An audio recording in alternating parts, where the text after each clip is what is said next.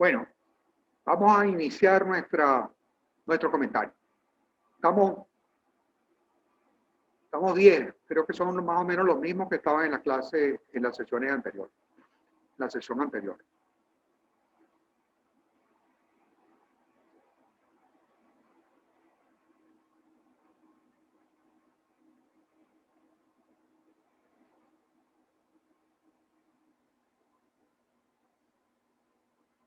Están 9 de ustedes. ¿Ok?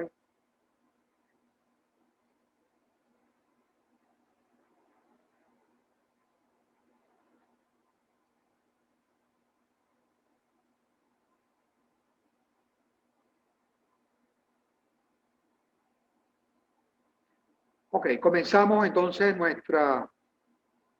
Ok. Con respecto a las preguntas, vamos a llamarla las preguntas teóricas. Yo creo que en la generalidad de los casos, las respuestas estuvieron buenas. ¿Okay? Todavía, primero, no he terminado de corregir, me faltan, aquí son 50 y tantos, 53, 54, 55 estudiantes. De los 55 me faltan 14. O sea, he corregido 40. 40, 41 he corregido. ¿Ok? Entonces, con respecto a la primera pregunta, era referida a los principios financieros. Esta pregunta yo creo que la tuvo bien la mayor parte de ustedes. ¿A qué debería dedicarse una empresa? ¿Cuál debería ser el objetivo de una empresa realmente? O sea, ¿a dónde debería orientar su política? ¿Ok?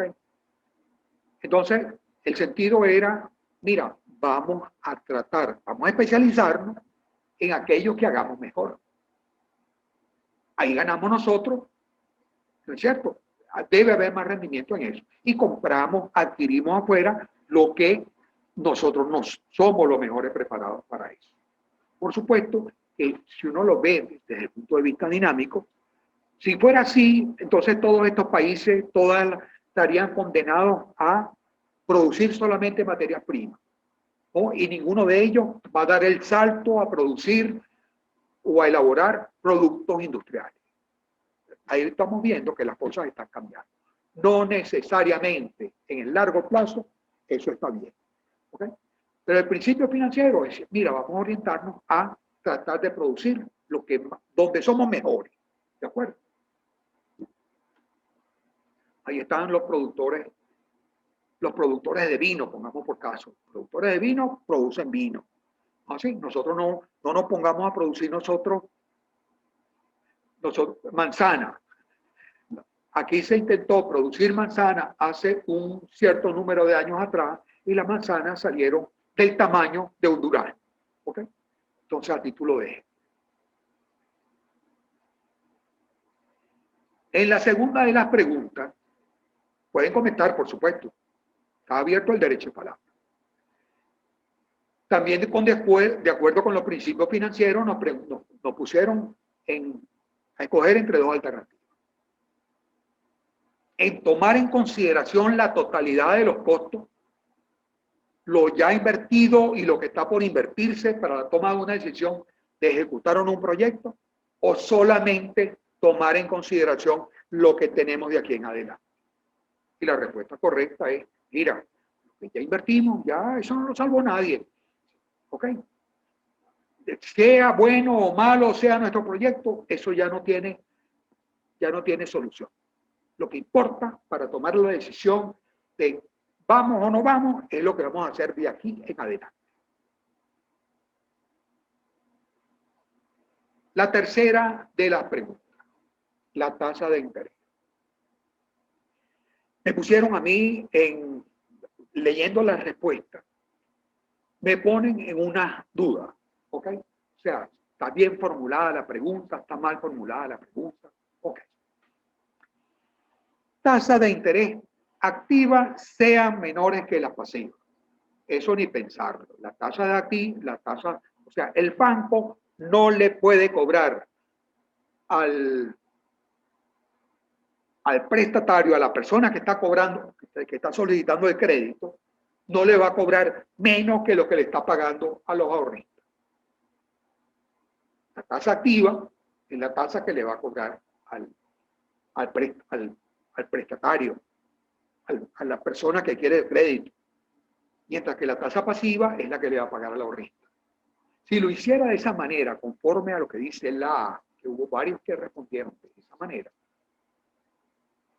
el banco quebraría, porque el banco no le puede cobrar a uno más. O sea, al ahorrista no le va a pagar más de lo que está prestando. Tiene que sacar recursos del banco para poder funcionar. ¿Okay? Las tasas de interés activas sean mayores que las pasivas. Sí, ok. ¿Qué dice la pregunta? Para que una economía funcione adecuadamente en lo que respecta a la tasa de interés, es requisito fundamental que la tasa de interés activa sea mayor que la pasiva. Sí, es verdad, pero es lo fundamental. O que estemos por encima de la inflación, que las tasas estén por encima de la inflación. Porque si los recursos van a estar por debajo de la inflación, nadie va a ir al banco. La respuesta 2 y la respuesta 3. La respuesta 4, las tasas nominales sean inferiores al índice de inflación. No, esa no puede ser. Entonces, o es la 2 o es la 3. Y yo las dos las estoy aceptando como respuesta buena. Las 2 y la 3. Aunque la que me gustaba a mí era la 3. ¿De acuerdo? Entonces, con respecto a la pregunta 3. La pregunta 4. Esta la contestaron bastante bien. O sea, la mayor parte la contestó bien. En el sentido siguiente. Riesgo y escasez de recursos van parejos. En la medida en que los recursos sean más escasos y en la medida en que el riesgo que se corra sea más alto, en esa misma medida la tasa de interés debe ser más alta. Si hay abundancia de recursos, la tasa de interés puede estar más baja. Si el riesgo es menor, la tasa de interés puede estar más baja. Pero si se dan las dos condiciones, mayor riesgo y escasez de recursos, nos vamos todos por la respuesta A, ¿no es cierto? La respuesta 1. ¿Okay? Entonces, la tasa de interés debería ser más alta en la medida en que los recursos sean más escasos y en la medida en que el riesgo sea más alto. ¿De acuerdo? Ese con respecto a la pregunta 4. Con respecto a la pregunta número 5.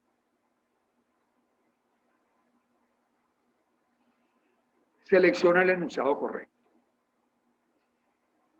Aquí la primera opción que le dice, el trueque solo fue empleado como medio de pago antes de la aparición del sistema monetario internacional. La única vez, lo que nos está diciendo en el enunciado, es que solamente en aquel entonces se utilizaba el trueque. Mira, el trueque se utiliza hoy.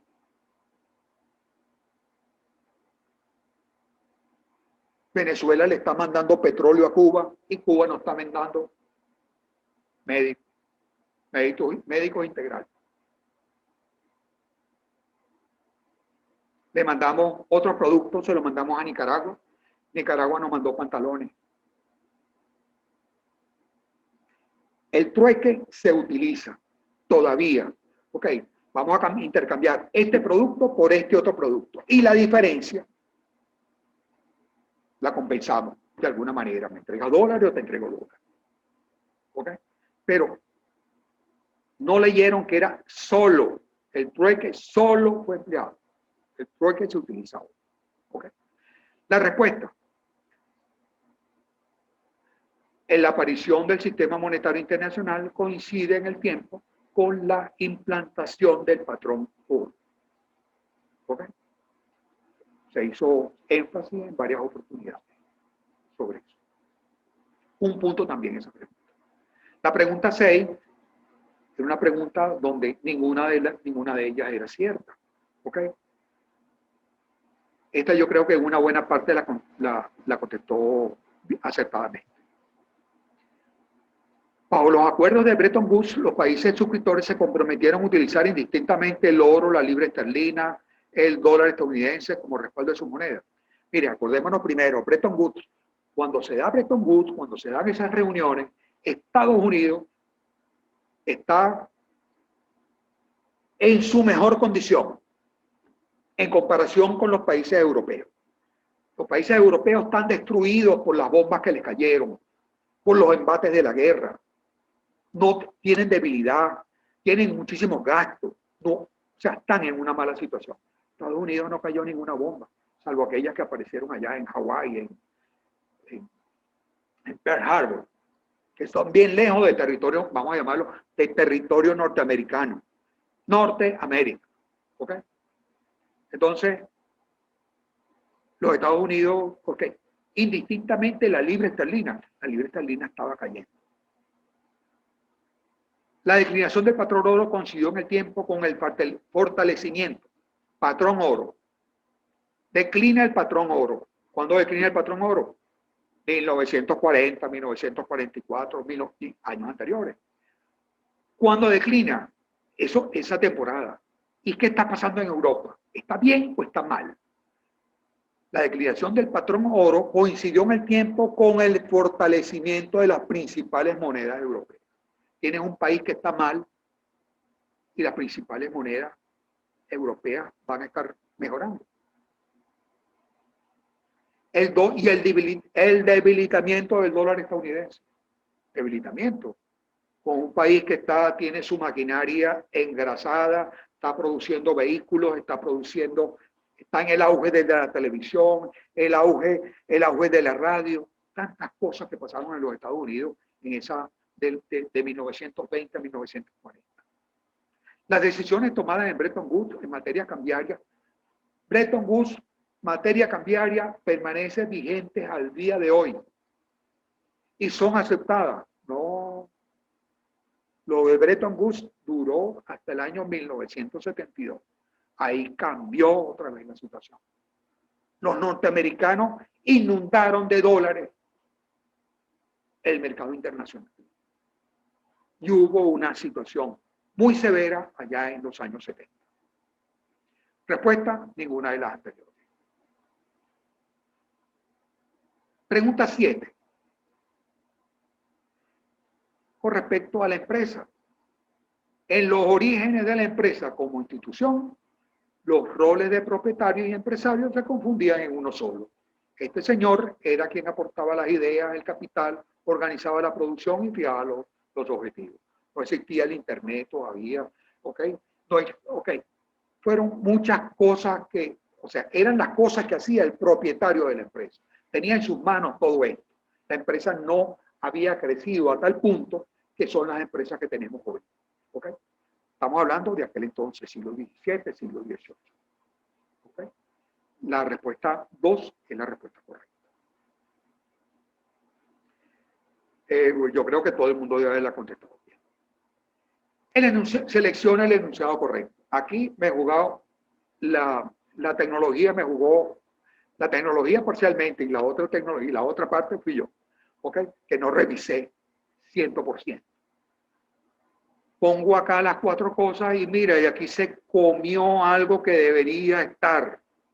Okay. En la tercera de las cosas que podían pasar, decía, cuando tenemos un superávit en la balanza de pago, ¿cierto? Y se quiere ajustar. Entonces, ¿qué pasaba con la tasa de interés? La tasa de interés tendía a qué? Había que contestar esa pregunta, esa respuesta, optar la opción 3. ¿Por qué? Mira, porque el profesor se equivocó, el profesor tuvo incompleta la respuesta ahí. La tasa de interés tendía a bajar, era la respuesta correcta.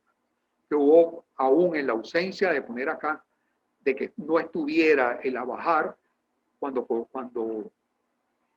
mira aquí, por ejemplo, este señor puso la tasa de interés tendía a bajar. ¿Ok? Tendía a... Si la pusieron a subir, si la pusieron a bajar, lo que fuera, yo esa pregunta la contesté bien.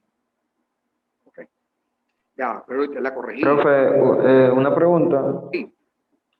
Que en esa pregunta yo quedé confundido porque dice superávit de la balanza de pago parte de un superávit comercial. Y según la representación que nosotros veíamos, cuando hay un superávit en la balanza de pagos es porque hay un déficit comercial. Entonces, yo en esa respuesta lo que le puse fue para ambos casos. O sea, si hay un superávit en la balanza de pago, esto. Ya, mira, Feli, si hay un superávit en la balanza comercial, ¿qué Diga, significa? profe. Si hay un superávit en la balanza comercial, ¿qué significa?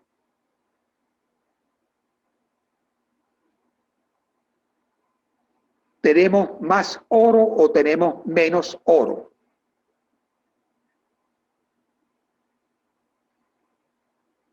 Cuando comerciamos a nivel Más internacional, oro, profe. más oro, ¿no es cierto? Entonces, el enfoque de tu pregunta es como si tú tuvieras menos oro, el inicio de lo que está diciendo. Si hay superávit, dispone de más oro.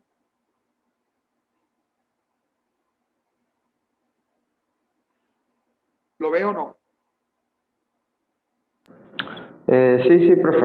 Lo que me refería era que en la representación, en el diagrama, más o menos, por decirlo así, que nos decía, es que superávit de balanza de pagos venía con un déficit comercial y viceversa. Mira, yo te propongo algo. Llámame y lo resolvemos. Yo te busco o sea, no es para ahorita, ¿no? No es para este momento. Búscalo y me interesa dar respuesta correcta a esta pregunta. Y si es necesario que la comentemos en grupo, la comentamos en grupo. ¿De acuerdo? Llámame por teléfono. Sí, profe, porque a mí me pasó lo mismo. Ajá. Ok. Yo en la respuesta le coloqué como dos párrafos, suponiendo que esto es esto, respuesta tal. Y el caso contrario también le dejé otra respuesta porque o sea, no entendí bien la formulación de la pregunta y le hice dos Ok, está bien. respuestas dependiendo, o sea, el caso que usted pedía. Puede haber eso. Puede haber eso. Lo cierto entonces es que tenemos en la formulación de la pregunta podemos tener un problema. Y después, en la opción 3, que la deja válida para una cosa o la otra. ¿De acuerdo? Ok. Yo reviso la respuesta, no tengo ningún problema, ¿no es cierto? En esto de la respuesta, al menos en esta pregunta. ¿Ok? Comuníquese conmigo para no dejar esto así. ¿Sí? Pregunta 9. Fino, profe, no hay problema. Ok. Pregunta 9. 9. Hubo muchos que contestaron o ninguna de las anteriores o todas las anteriores. La respuesta correcta era la 3. Una vez finalizada la Segunda Guerra Mundial, una vez finalizada la Segunda Guerra Mundial, en la generalidad de los países europeos, se entra en un periodo de recuperación económica que trae consigo la mejora de sus balanzas de pago, el incremento de sus reservas internacionales y el fortalecimiento de sus monedas. Habíamos comentado hasta aquí que antes de la Segunda Guerra, antes del año 1944-45, en ese periodo anterior, todos estos países están mal porque tienen que reconstruir sus ciudades, tienen que reconstruir su economía, tienen tantos problemas. Ellos están mal. Pasó la Segunda Guerra Mundial. ¿Qué es lo que viene después de eso? Todo es bueno para los países europeos. Comienzan a reconstruirse, comienza la inversión. Okay. Entran en una época donde mejora su economía en comparación con la etapa anterior. Y entonces, lo que se está diciendo, se entra en un periodo de recuperación económica que trae consigo la mejora de su balanza de pago. Por supuesto que eso tiene que ocurrir. Incrementan sus reservas internacionales y fortalecen sus monedas. Lo que estamos diciendo, lo que ocurrió después de 1944-45 fue mejor de lo que ocurrió antes. Mira, esa era la respuesta. ¿Ok? Profe, Ajá. Adelante. disculpe, en esa respuesta, en la tercera, yo en mi caso por lo menos coloqué ninguna de las anteriores porque visitando nuevamente los videos, dio a entender como que la recuperación fue a mediados de los 60 o 70, si no mal recuerdo. Entonces, por esa razón no lo consideré porque precisamente una vez terminada la guerra, muchos de los países europeos estaban muy mal económicamente y no hallaban la manera de estabilizar la economía. El que estaba potenciándose era Estados Unidos, que fue en base a lo de Bretton Woods, si no mal recuerdo. Entonces, esa pregunta fue un poco confusa. Ok, está bien. Bueno, si hay confusión, déjame revisarlo nuevamente. Gracias por tu intervención, Alejandro. ¿Ok? Profe, Tranquilo, profe, gracias. Ajá. me pasó lo mismo. Ok, voy a revisar. Ok. No tengo problema. Aquí viene lo malo, viene lo grueso ahora. Pregunta 10. Pregunta 10, ok, está el ejercicio este, donde todo el mundo, todos, casi sin excepción, llegan, todos los que he revisado, llegan a la cifra, No llegan al resultado, pero sí llegan a la cifra. ¿Ok? En la gran mayoría de los casos aparece esto, ¿no? ¿Sí? Indican cómo lo hicieron, ¿no es cierto? Y ponen 19.2. Hay algunos de ustedes que pusieron 19.2 pesos mexicanos por dólar. Yo al que puso 19.2 pesos mexicanos por dólar, le estoy poniendo los 4 puntos. Y el que puso 19.2 solito, como está aquí en este caso, bueno, aquí abajo lo pone, ¿no? 19.2 pesos por una unidad de dólar. Ok, aquí lo puso. Pero hay otros que solamente ponen 19.2. A ese le doy un punto.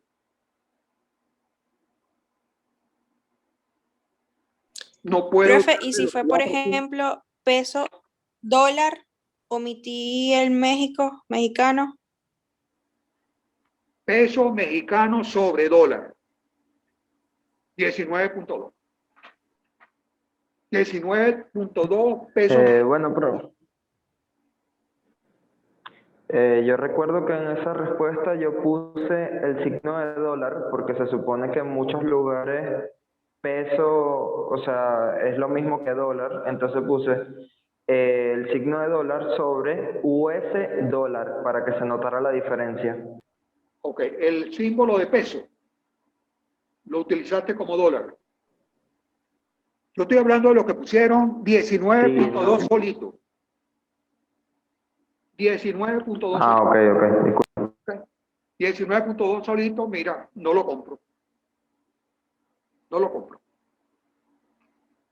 ¿Ok? Porque ¿cuánto le voy a poner? Le voy a poner 5 puntos al que me hizo aquí se está pidiendo. Indica el resultado y señale brevemente el procedimiento utilizado para su cálculo. ¿De acuerdo? Ok, aquí todavía tengo que revisar. Mi respuesta, la nota que estoy poniendo no es la definitiva todavía. Mira, pues pienso que alguien puede tener algo de razón en lo que puede haber escrito.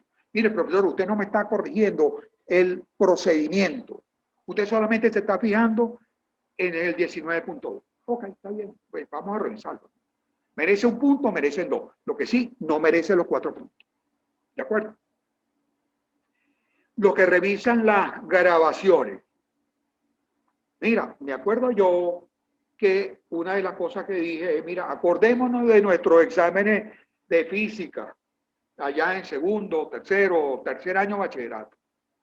Yo lo veí, por ejemplo, cuando yo lo vi en tercero. Teníamos que decir kilómetros por segundo. Teníamos que decir metros por litro, o lo que fuera, lo que fuera, teníamos que decirlo. Pero no dejar 19.2 ahí solito. ¿De acuerdo? Ok. Esa en cuanto a la pregunta 10. En cuanto a la pregunta 11, 1.6 pesos por dólar. ¿De acuerdo? Aparece por todas partes el 1.6. Hay alguien que puso 1.16, no se lo puedo poner bien. Pero 1.6, cuando me contesta 1.6 pesos por dólar, lo compro tal cual. ¿De acuerdo? Esa es la respuesta. La última de las preguntas, pregunta número 12, donde todo el mundo tiene la respuesta igualita. Ustedes son estudiantes de administración y contaduría. Yo le pregunto a un médico qué es un activo y qué es un pasivo. Mira, si el médico se equivoca, mira, tiene plena razón, él no está estudiando eso. Él tiene que saber lo que es páncreas, lo que es hígado, lo que es sangre, ¿ok? Pero no tiene por qué saber activo y pasivo. En esta pregunta, pregunta número 12, les pido, compáreme los activos internacionales de ese país contra los pasivos internacionales. Activos contra pasivos. Y ustedes no lo vieron. Vamos a la tabla. Aquí se les presentó una tabla donde habían dólares, euros, libras, francos y yenes. Me pregunto yo, ¿todos son activos?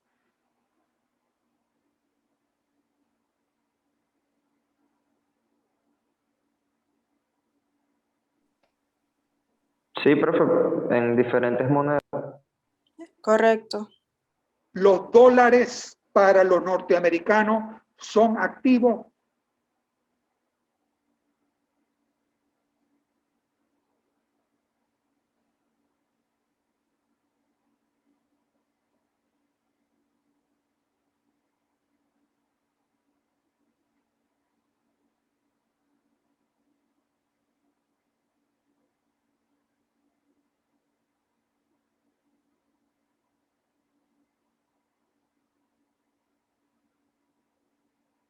¿Profesor está equivocado aquí o qué?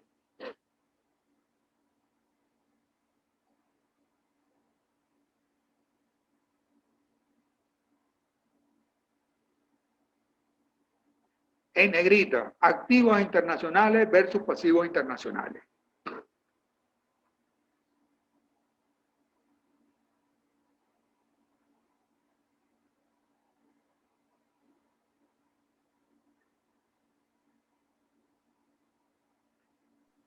Profe, no entiendo muy bien a qué se Ok. refiere. ¿A Por qué lo menos me- en mi caso. Ok. Sí, profe, ya entendí. Que cada quien, o sea, que la mayor, que la... Voy. Aquí digo yo que, vamos a decir, suponga que el Banco Central de los Estados Unidos, llamado Reserva Federal, mantiene en su bóveda para un determinado momento una suma equivalente a 9.000 millones de dólares distribuidos del modo siguiente. Se dijo que eran reservas. Dice ahí que son reservas. No. Ahí está mezclado unas divisas, euros, libras esterlinas, francos suizos y yenes, mezclados que son activos para ese país. Las monedas que no son norteamericanas son activos. La moneda norteamericana para los Estados Unidos es un pasivo.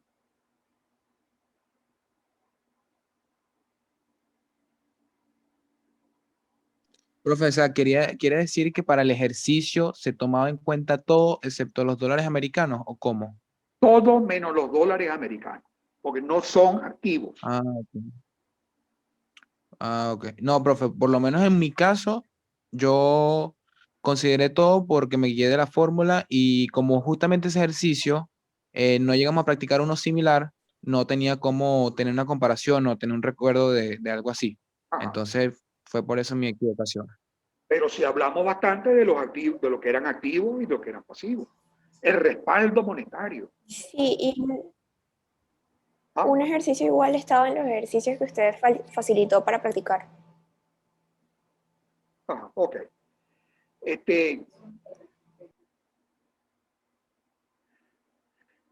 Ok, nadie lo vio. O sea, de lo que he revisado hasta ahora, ninguno lo ha visto. Pedí también, si lo cree necesario, agregue un breve comentario. ¿Por qué lo de breve comentario? Mire, profesor, metió unos dólares ahí. ¿Y esos dólares qué son? Hay unos dólares que están como...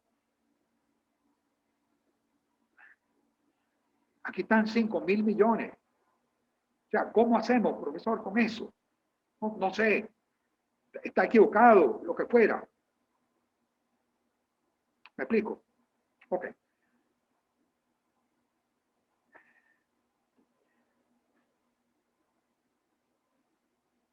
¿Qué puedo decirle a ustedes? Mira, que tienen que no vayan a la fórmula necesariamente, vayan a los conceptos. No dejen afuera nunca los conceptos.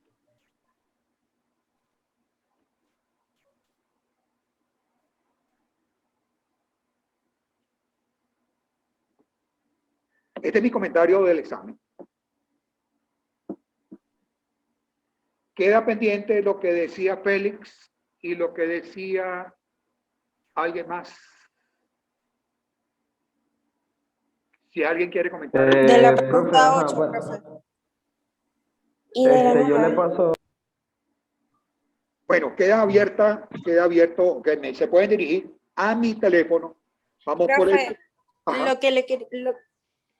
lo que le había dicho Laila, yo también se lo iba a decir, era para que usted habilitara, o sea, los que cuando termine de corregir todo, habilite la vista de las respuestas para así nosotros comparar qué es lo malo que tuvimos o si hay algo bueno y lo malo, o sea, para tener la respuesta y poder consultarle, porque así no sabemos qué colocamos. Ok, vamos a hacer lo siguiente. Diríjanse, no por el grupo, diríjanse a mí vía mi teléfono, que lo tienen ustedes, ¿no es cierto? Vía WhatsApp, ¿de acuerdo? Para ir uno a uno, caso por caso. Lo veo así mejor, ¿de acuerdo? Entonces le escribo al WhatsApp, profe. Le escribo al WhatsApp para la Sí, duda de por la pregunta favor. 8. Sí, escríbame al WhatsApp, que vamos atendiendo caso por caso, Perfecto. porque pudiera haber alguna respuesta distinta. Ok.